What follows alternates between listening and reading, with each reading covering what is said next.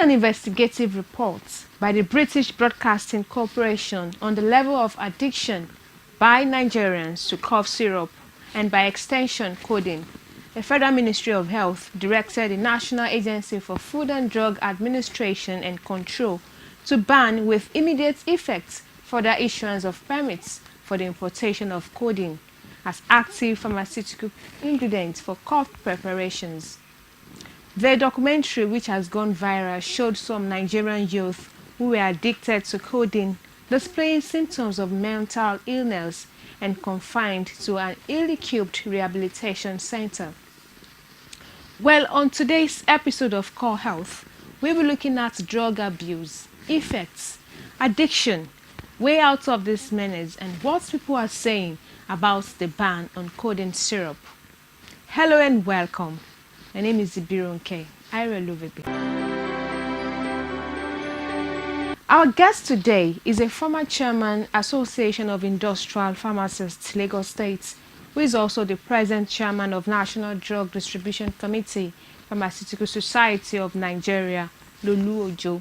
He's going to tell us what we need to know about drugs, its abuse, the long-term dangers, and other related issues. Yeah, thank you very much. My name is LOLU. I'm a pharmacist and I'm the managing director of Merit Healthcare Limited. Good to be here with you, sir. We're looking at drug abuse. We all know this has been an issue that is trending presently in the country. But before we go into the main issues, when we talk about drugs, what exactly are we talking about? What are drugs? Well, let's say drugs are chemical substances that are used to correct observed anomaly in the system. But for the purpose of our audience, since this is a national program, so to say, drugs are chemical substances, whether they are of natural,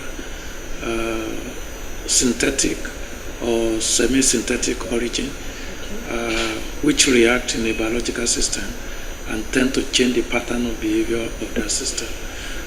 If, for instance, you have headache and you use drug, what the drug does is to react in that system to be able to correct whatever is the source of the headache.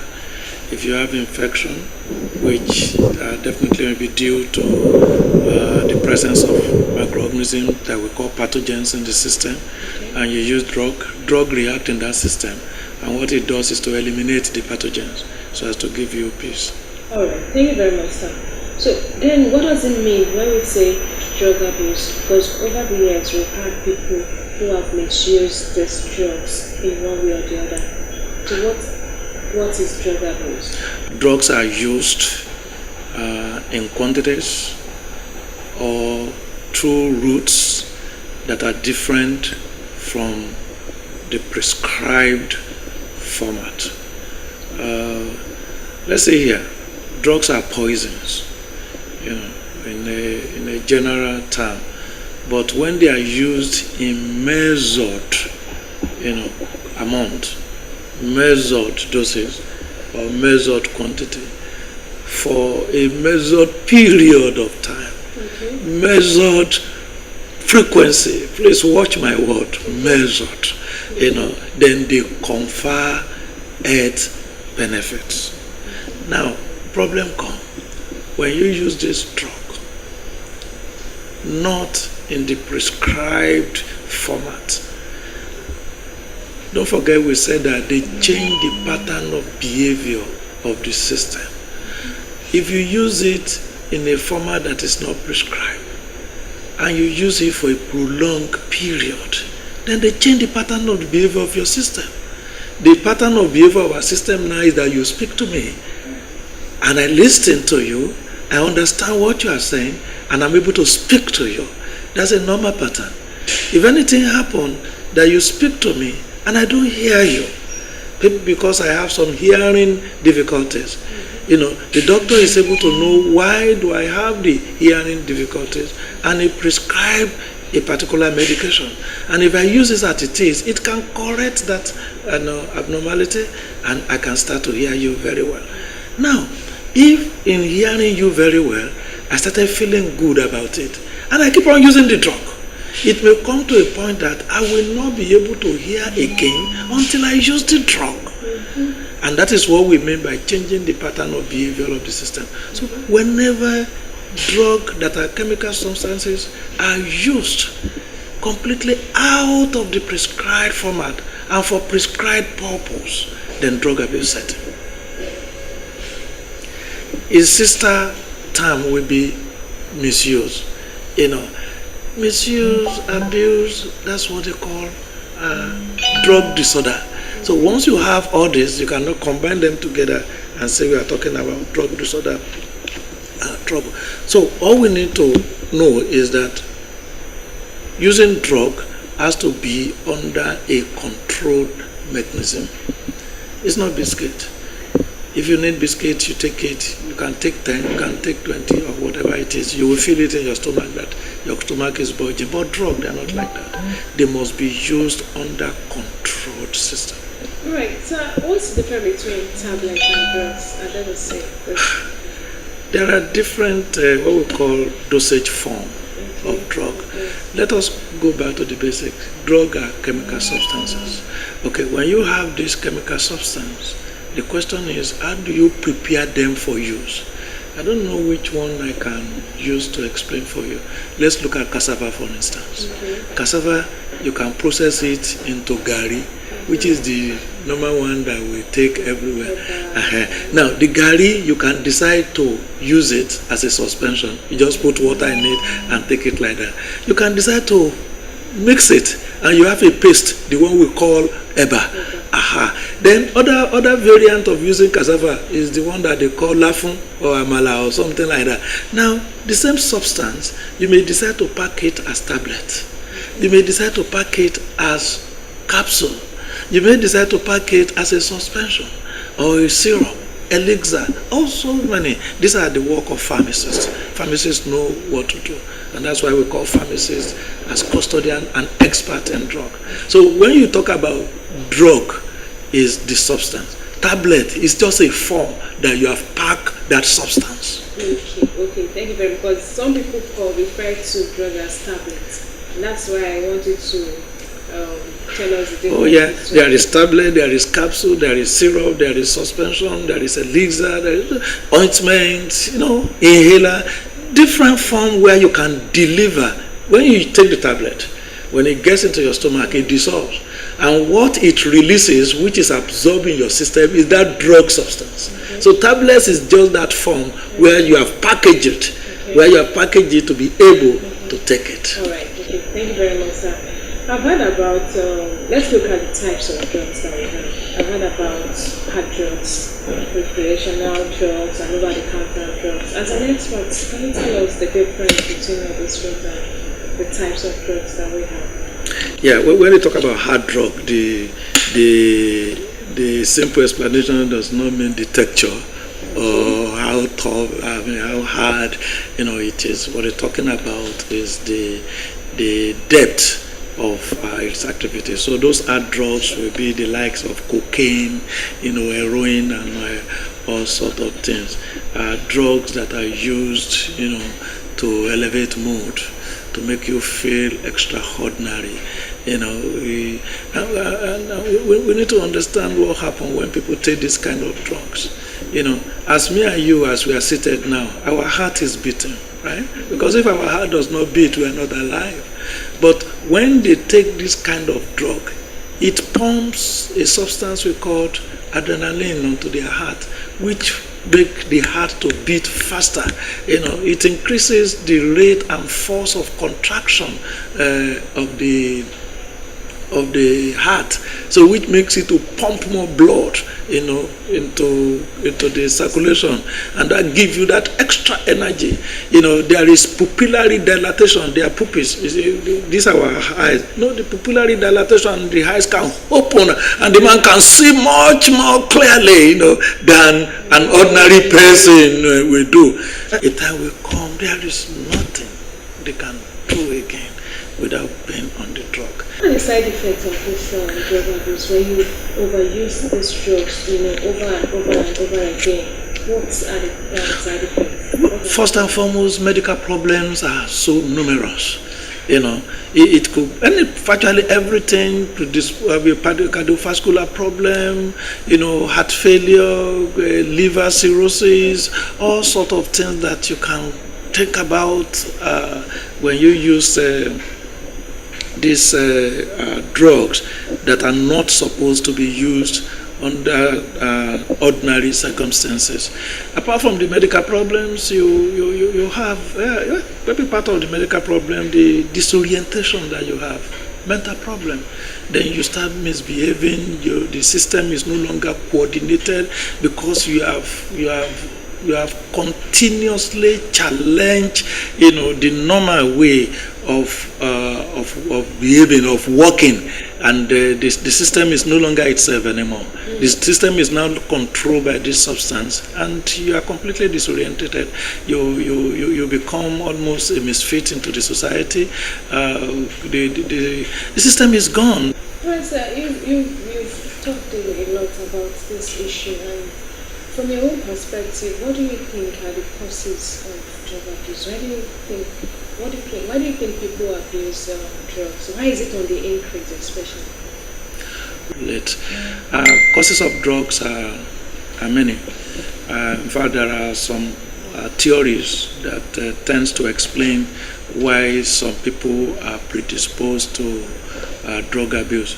But one thing I want us to establish here is that it is not, don't let us treat it as a character flaw. Okay. Such that when you see a drug abuser, you look at him that this is a miscreant, this is a misfit and things like that, and you don't have sympathy for that person. It's unlike when you catch a armed robber, an armed robber. This person may not necessarily be a criminal, so it's not a character flaw, and we should be really sympathetic to their cause and extend the hand of help to them. Let us look at it starting from peer pressure that you mentioned. The thing is that within a particular group, you want to belong. You want to belong. These are the boys, the big boys or big girls. We are the ones that are good. Here we are the ones that know what is happening. We are the ones that are high in the society and things like that. So that peer pressure it is. My brother is doing it. My sister is doing it. My friends are doing it. I belong to a club and everybody is feeling good and I want to be part of it. So that is one thing. There is something we call experimental curiosity. Experimental curiosity. Particularly among the youth. Is it true that codeine, and they said it gives them some feeling, it makes them feel good? Is it true? Let me try it. And you go and try it. And truly you feel good about it. And when you feel good about it, you want to have that feeling again. And that's exactly what experimental curiosity is all about. Then let's talk about parental influence. Parental influence in the sense of, one, the kind of pressure that we put on our children. You want your child to be the best in school. You want him to come first. You want him to be a footballer like Ronaldo or Messi. You want him to be this. You want him to be that. So in the process, the child is under pressure. There are some cultures that forbid the use of alcohol, for instance. Okay. And others allow it. And things like that. So from there you could see certain differences. Most of the highly abused drug is alcohol based anyway. People abuse alcohol a lot. But some culture actually support the use of alcohol. So in the process, one or two people can fall out of the line. Drug abuse, according to experts, is the primary reason why many youth have been incarcerated, as well as being a source of crime and health problem in Nigeria. The number of youth in various prisons across the country has increased dramatically over the last few decades. How then can those already addicted be treated? Let's find out. Yeah, like I said, the good news is that it is treatable. and that cause call for at least there is hope. And when we say it's treatable, there is no prescribed test that can make somebody to say, this person has abused this drug. But there are things that you see, there are signs, there are symptoms that you say that this person seems to look and have problem. First and foremost, when you start seeing him with things that surround things of drug abuse, like the kind of literatures that he read. When the issue is being discussed, he will avoid, doesn't want to discuss it, things like that. And there is no one quick fix solution. Whatever treatment the person is going to get is going to be tailored to that individual need.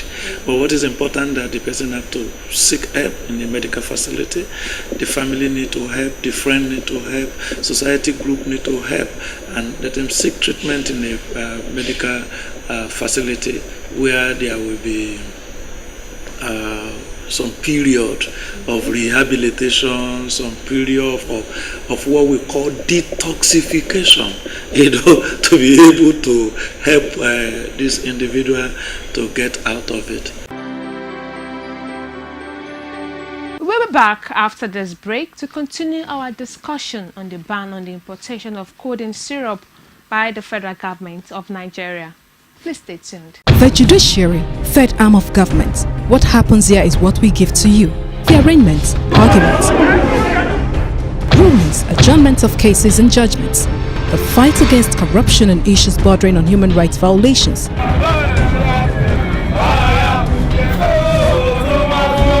The doctrine of least spenders ought to have been respected, that no arm of government, however powerful, should take the laws into his hands as held by the Supreme Court. Justice is one way.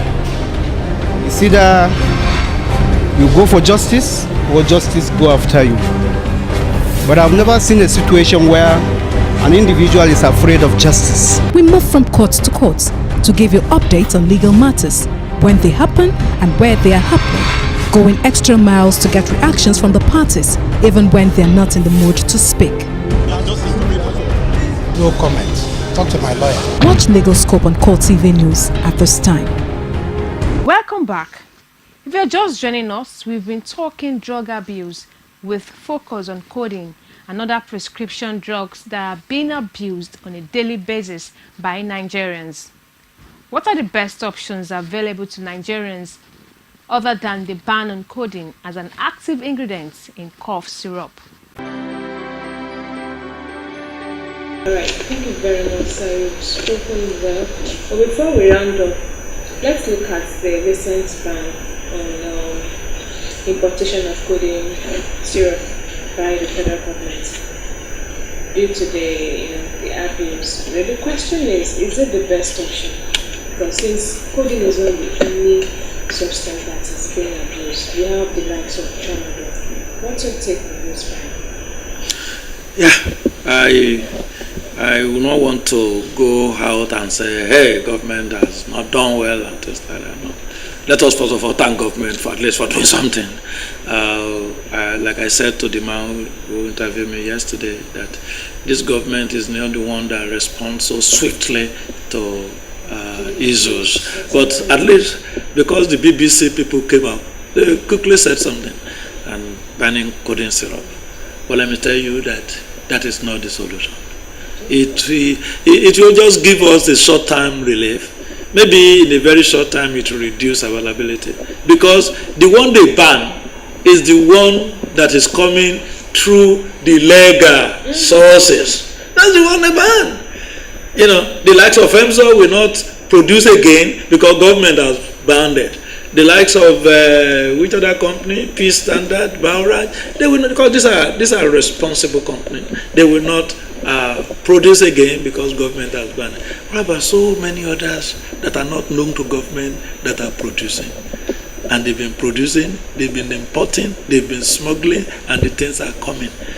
Does the government have the wherewithal to stop them from providing this drug? What will happen now is that codeine containing cough syrup will now become a black market business. It will still be available, maybe at higher prices, and people who are abusing it will have to look for money again, and we know what that means. Pickpocket will be on the rise, burglary will be on the rise, armed robbery will be on the rise, and all sorts of things will come up for them to get bigger or higher money to be able to purchase the banned codeine. That's on one side. Secondly, the ones that were banned in the past, what is the effect? Is amphetamine not an illegal drug to be used or to be sold or to be on the street? Is cocaine not an illegal drug? Is heroin not an illegal drug? Is cannabis not an illegal drug? Are they not available? Are they not banned? And are they still not available? You know, so I think this call for strategic involvement in what we do. Join us again after this break for more on the discussion. Coming together of opportunity, and this is what infrastructure is the backbone of development, which explains the Buhari government's effort at bridging the facility gap.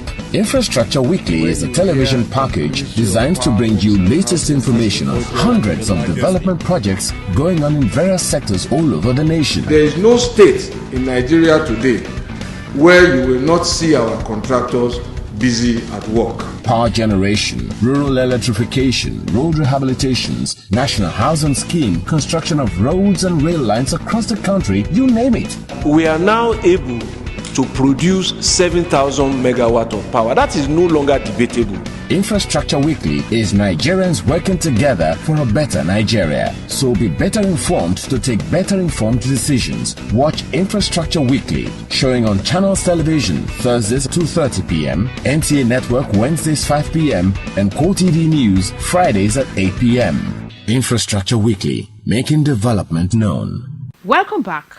Here are some words of advice for both parents and the government on how drug abuse can be treated and curtailed. Well, okay, you've already spoken on about advice for parents and government, but for a recap, because we are rounding up, just your final words to parents out there and to the government. Well, drug abuse is a big problem. It's a resurgent menace, I must tell you. We can't fold our hands. And when I use the word we, I'm not talking about government alone. Every one of us, from the professionals, pharmacists, doctors, nurses, because among the professionals you even have the greatest drug abusers. So we can't fold our hands. Everybody needs to be part of it, because if we don't, this thing is going to bring calamity on our head. We're already, breeding a big population of addicts all over the place, and we need to do something about it. Doing something about it, again, we involve the family. Family need to be responsible, need to rise up to their responsibility now. The religious group, the community leaders, the youth themselves, they need to extend exact positive peer pressure.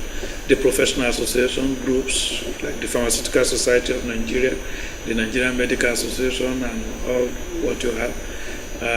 The industry, like I've said, the industry comprises of the manufacturers, the distributors, the importers, the retailers, everybody involved. We have to know that we owe the society something. The government need to do more than just having big apparel all over the place, riding the best cars all over the place. They have responsibility to the society. And it is because of their neglect, the politicians, it is because of their neglect that we are having all this problem. They try to be that inner. Something must be condemning them in their heart. If they have not cleared their conscience, something in their heart must be condemning them. Well, you have heard it all from LOLU on what you need to know about drug abuse and the way out. To address this issue, everyone has a role to play, particularly parents and guardians. The role of good parenting cannot be overemphasized. More so, the government also needs to empower the youth and create more job opportunities. That's how far we can go. For your contributions and observations, kindly send a text to the numbers on your screen. I am Ibironke, Ira Lovigbe. Many thanks for watching.